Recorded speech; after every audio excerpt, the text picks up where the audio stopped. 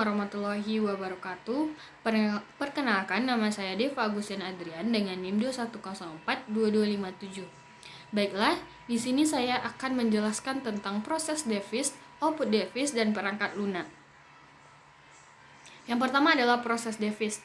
Proses device adalah perangkat keras di dalam komputer yang menginterpretasikan dan memanipulasi data yang masuk. Perangkat yang termasuk processing device mengatur penyimpanan dan pembacaan informasi. Fungsi processing device adalah untuk mengolah data yang masuk ke komputer.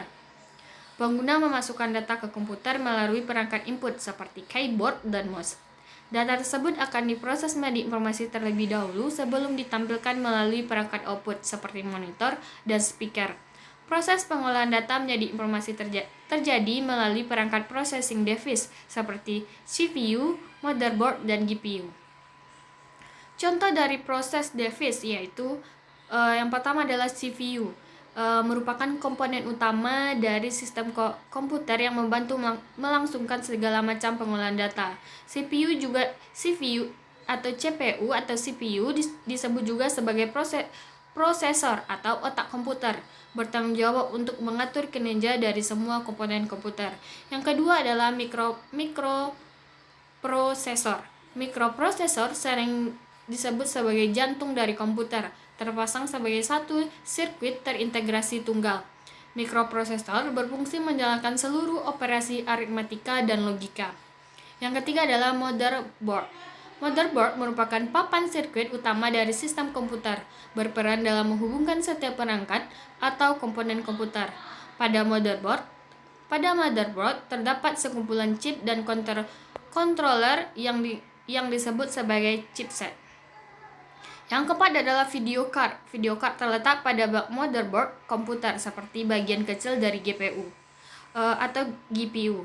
Perangkat ini berperan untuk menampilkan gambar pada komputer. Yang kelima adalah RAM atau kepanjangan dari Random Access Memory, merupakan memori temporer yang melaksanakan instruksi dan operasi yang diberikan pada sistem komputer.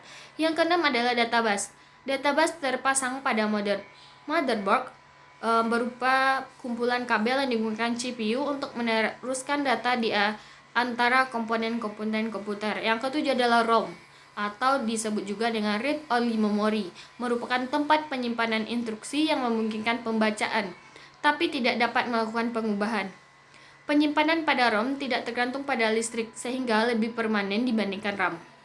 Yang kedelapan adalah sound card. Sound card adalah suatu komponen yang terpasang pada motherboard. Sound card memungkinkan komputer untuk mendapatkan input audio dan menghasilkan output audio. Yang kedua yaitu adalah output device. Output device atau yang bisa disebut dengan perangkat keluaran merupakan bagian dari komputer yang berfungsi untuk menyampaikan dan menampilkan informasi kepada para pengguna. Informasi tersebut biasanya ditampilkan dalam bentuk audio, gambar, video maupun teks. Dengan adanya output device, para pengguna juga dapat melihat, mendengar, dan memahami dengan mudah informasi yang tersedia. Output device juga merupakan komponen yang tidak dapat terpisahkan dari komputer, karena apabila tidak ada perangkat output, maka komputer tidak dapat berjalan secara maksimal. Macam-macam dari output device yaitu adalah pertama, monitor, yang kedua, printer, yang ketiga, proyektor, yang keempat, speaker, dan yang terakhir adalah handphone. Yang ketiga adalah perangkat lunak atau yang kita sebut dengan software. Perangkat lunak atau software adalah kumpulan beberapa perintah yang dieksekusi oleh mesin komputer dalam menjalankan pekerjaannya. Perangkat lunak ini merupakan catatan bagi mesin komputer untuk menyimpan perintah maupun dokumen serta arsip lainnya. Perangkat lunak atau software merupakan data elektronik yang disimpan sedemikian rupa oleh komputer itu sendiri. Data yang disimpan ini dapat berupa program atau instruksi yang akan dijalankan oleh perintah maupun catatan-catatan yang diperlukan oleh komputer untuk menjalankan perintah yang dijalankannya.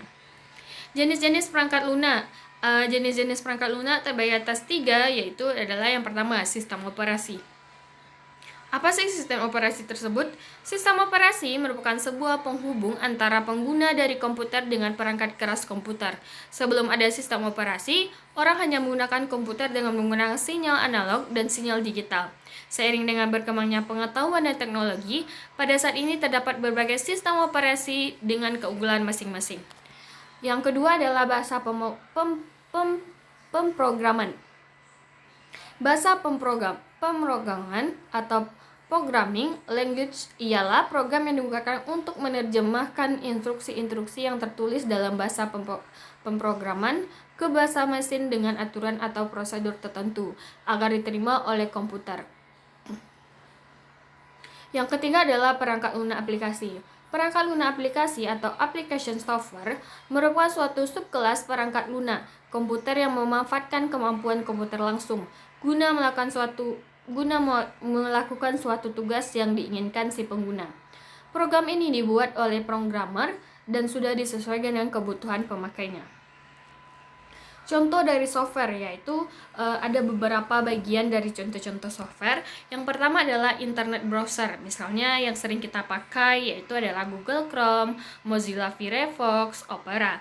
Ya, kalau antivirus, dalam pembagian antivirus, Norton Antivirus, AVG Antivirus, dan Kaspersky. Yang ketiga adalah editing software. Adobe Photo untuk kita mengedit misalkan gitu. Yaitu adalah Adobe Photoshop, Adobe InDesign, dan CorelDRAW.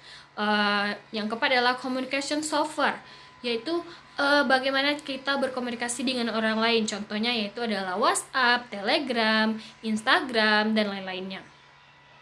Yang kelima adalah word processing, yaitu Microsoft Word, Microsoft PowerPoint, VPS, dan lain-lainnya.